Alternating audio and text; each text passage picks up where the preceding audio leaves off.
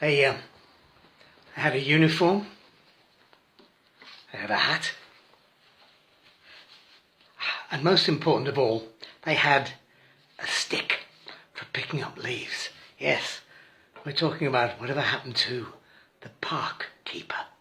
The last breeding pair was spotted on Peckham Rye in 1962, but they lived on for a couple of decades in the pages of the Beano and the Dandy, in that cartoon world, forever picking up cartoon leaves with their cartoon sticks. Yeah. And the park keeper, believe it or not, has quite a long history, actually. In 1530, John Hayward spoke about keepers and rangers of certain parks and purlieus. But he was talking about the posh servants of even posher masters. So the idea of a fascist with a stick really comes in 1846. And that was when some philanthropists in Manchester decided that this novel idea, why not make the city a nicer place? So they set aside some land for parks for the local people to use. What they neglected to realise was that grass doesn't cut itself and weeds don't pull themselves up, and what's more, that people are sometimes badly behaved, especially in Manchester. So within a month, what they did was they appointed park keepers. In each park, a park keeper with a lodge to live in the park, an assistant park keeper also with a lodge to live in the park, together with some labourers to do the heavy work. Now, I know what you're thinking.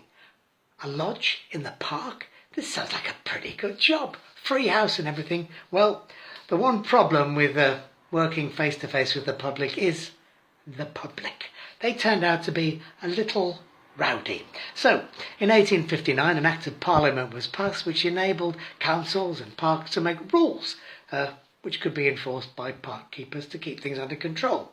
And the rules included things like walking on the grass, I'm not making this up, picking flowers, dancing to the band, skipping, leapfrog, washing and drying clothes, and kiss in the ring. Now, it's not what you think.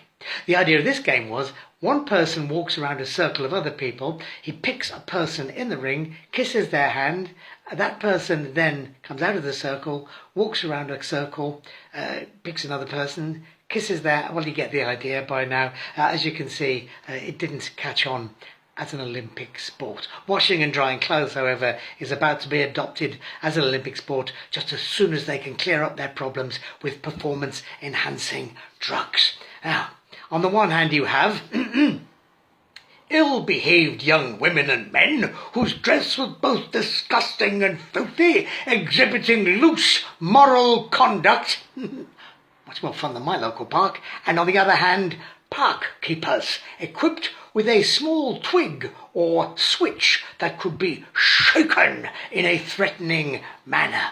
You might think that shaking a stick at members of the public would settle things for good, but sadly not.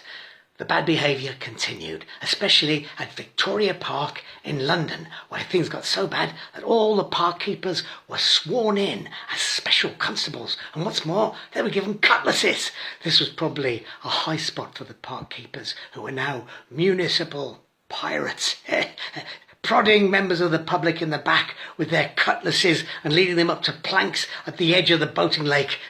But sadly, things got worse from now on. By the time the era of between the wars came along, a lot of the railings were got rid of, the keep off the grass signs were to a large extent got rid of, and then things went from bad to worse. Along came the war, the remaining railings were melted down, mostly to make a big ashtray for Winston Churchill, and what was left of the keep off the grass signs, well, they were issued to British infantrymen, so that when they ran out of ammunition, they could shake them in the general direction of the Germans. Now this confused the Germans immensely, because in German, keep off the grass is das Gras nicht betreten, which means that all the words in English are in entirely the wrong order from their point of view. While they were trying to work it out, our boys could come at them with the old cold steel, so it was more effective than you might have imagined. Well, after the war, things didn't improve much, and by the time we get to 1980, the story gets very sad indeed, and also very familiar to anyone born before 1980. And anyone born afterwards, well, you can just carry on listening and shut up, you might learn something. First of all, the park keepers were renamed as rangers. Yeah. Then, In 1988, to sound the death knell, in came competitive tendering.